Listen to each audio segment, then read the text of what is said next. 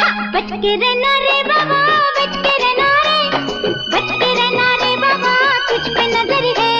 बच के रहना रे बाबा, बच के रहना रे मोदी जी, बच के रहो। यह ट्रंप, इस ट्रंपवा का कोई ठिकाना नहीं है। और मुझे तो 100% लगता है आपने बिल्कुल सही किया मोदी जी कि आप इनसे मिलने के हर पॉसिबल अड्डों पर गए नहीं, क्योंकि फोटो शोटो झप्पी मप्पी सब ठीक है, लेकिन अगर यह पगलाया ट्रंप आपसे वह बुलवा देता जो यह खुद बोल रहा है, तब हम 140 करोड़ भारतीयों का कसम से क्या होता मोदी जी।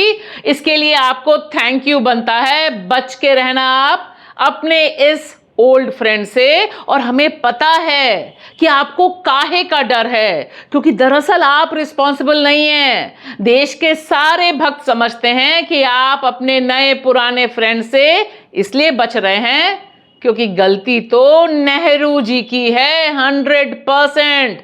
आप डर गए, यह अलग बात है। नमस्कार दोस्तों, मैं आपकी दोस्त भाषा, आप देख रहे हैं बेबाक भाषा पे दो टूक कार्यक्रम।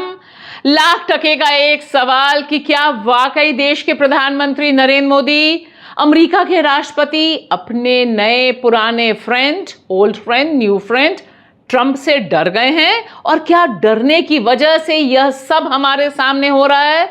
यह जो पगलाया सा ट्रंप है, यह बार बार हमारे परम पूजनीय सदा विस्मरणीय विश्वगुरु स्वरूपी प्रधानमंत्री नरेंद्र मोदी के पीछे क्यों पड़ गया है, वाकई समझ से परे है। हर बार, जी हां हर बार पानी पी पी कर मोदी जी का इसने जीना हराम कर दिया है। वरना सोचिए कितना भव्य दिव्य नज़ारा होता कुआलालंपुर में प्रधानमंत्री नरेंद्र मोदी पूरे जलवे के साथ इंटर करते, इधर से कैमरा उधर से कैमरा, इधर इससे शेक हैंड उधर उससे झप्पी। कितना ही हम सब भारतीयों के लिए फील गुड वाला होता।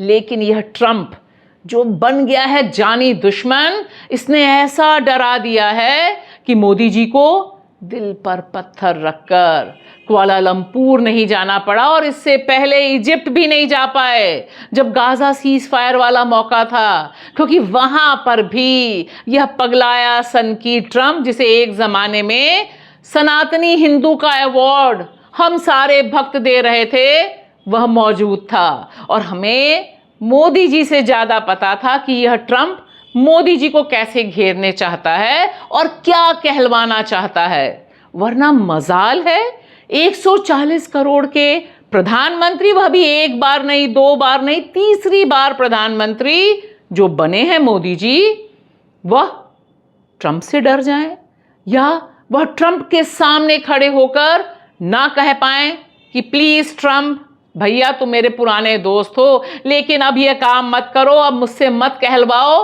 कि किस तरह से तुमने मुझे घुटने पर टिकवाया है। और यह कांग्रेस लगातार किस तरह के मीम्स, किस तरह के वीडियोस अपने एक्स प्लेटफॉर्म पर डाल रही है, जरा देखो तो। और फिलहाल भैया हमने तो मान लिया है कि अमेरिका ही हमारी विदेश नीति चला रहा है। देखो ना, ट्रंप अनाउंस पहले करता है, या यूं कहें ट्रंप ही अनाउंस कर देता है, मोदी जी तो कोई अनाउंसमेंट नहीं करते। वैसे भी वो इस समय बिहार में बीजेपी सरकार बनवाने के लिए इतना बिजी हैं कि देखो ना, यह सब पिक्चर आ रही है, दिन की रोशनी में मोबाइल टार्च निकलवा कर सबसे लाइट मरवा रहे हैं और सोच रहे हैं बिहार के बेगूसराय से जो लाइट निकली है वो ट्रंप को डराएगी। आपको क्या लगता है? तो एक काम करिए, आपके पास मोबाइल तो होगा ही होगा, जरा मोबाइल फोन बाहर निकालिए, जरा मोबाइल फोन बाहर निकाल करके जरा मोबाइल की लाइट जला दीजिए।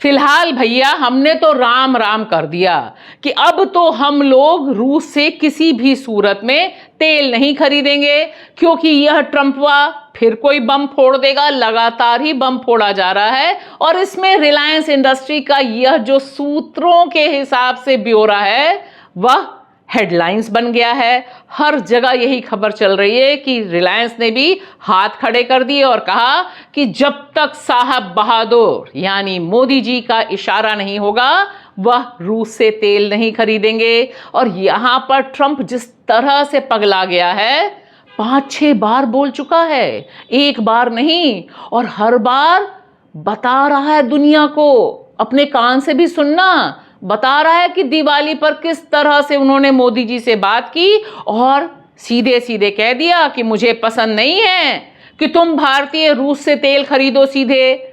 और यह भी बोल दिया कि भैया मोदी जी तो बात हमारी मान गए, थोड़ा टेम लग सकता है। और टेम कितना है? साल के अंत तक 0% तेल भारत खरीदेगा। इसे ही कहते हैं कमान हाथ में लेना। तो आज की तारीख में हमारा जो नया राजा है वह ट्रंपवा है क्या? Spoke to Prime Minister Modi today, as I mentioned before, and we just have a very good relationship. And he's not going to buy much oil from Russia. He wants to see that war end as much as I do. He wants to see the war end with Russia, Ukraine. And he's assured me there will be no oil purchased from Russia. I don't know, maybe that's a breaking story. Can I say that? Would you say? There will be no oil. He's not buying his oil from Russia. It started. You know, you can't do it immediately. It's a little bit of a process. But we have a great relationship. No, we were not happy with him buying oil from Russia, because that lets Russia continue on with this ridiculous war where they've lost 1.5 million people, by the way. Russia's lost 1.5 million people, soldiers mostly. This is a war that should have never started, but it's a war that Russia should have won in the first week, and they're going into the 4th year. And I want to see it stop. So I was not happy that India was buying oil. And he assured me today that they will not be buying oil from Russia. और भक्तों, तुम भी मौके पे चौका मार दो। मैंने तो बता ही दिया है कि ट्रंप जी की इस धमकी और मोदी जी के इस डरने पर, पर्दे के पीछे रहने पर आप सीधे सीधे 100% नेहरू जी पे ब्लेम डाल दो कि सब कुछ यह जो गड़बड़ हो रहा है 2025 में वह देश के पहले प्रधानमंत्री जवाहरलाल नेहरू की गलत नीतियों का नतीजा है। और इसी वजह से भारत को घुटने टेकने पड़े, नतमस्तक होना पड़ा। लेकिन फिलहाल ट्रंप ही तय कर रहे हैं कि सीज फायर हो। 55 बार से अधिक बार बोल चुके हैं कि भारत पाक के बीच ऑपरेशन सिंदूर के बाद उन्होंने ही सीज फायर कराया, और तब से लेकर अभी तक मोदी जी मजाल है एक बार भी, जी हां, एक बार भी प्रधानमंत्री नरेंद्र मोदी जी ट्रंप से मिलने का मौका एक्सेप्ट किए हों। हर बार चूक रहे हैं, या यूं कह रहे हैं थैंक यू ट्रंप, अभी हम नहीं मिलेंगे, थोड़ा सेटल होने दो। और मोदी जी, कांग्रेस कह रही है कि आप डरपोक हो, कांग्रेस कह रही है कि आप कायर हो, कांग्रेस कह रही है कि आप देश के सबसे कायर प्रधानमंत्री हो। अब वो तो आप जानो, कांग्रेस जानो, लेकिन भक्तों के पास तो ट्रंप कार्ड है। यह गलती मोदी जी की नहीं है। Nehru ji, credit goes to you. Thank you.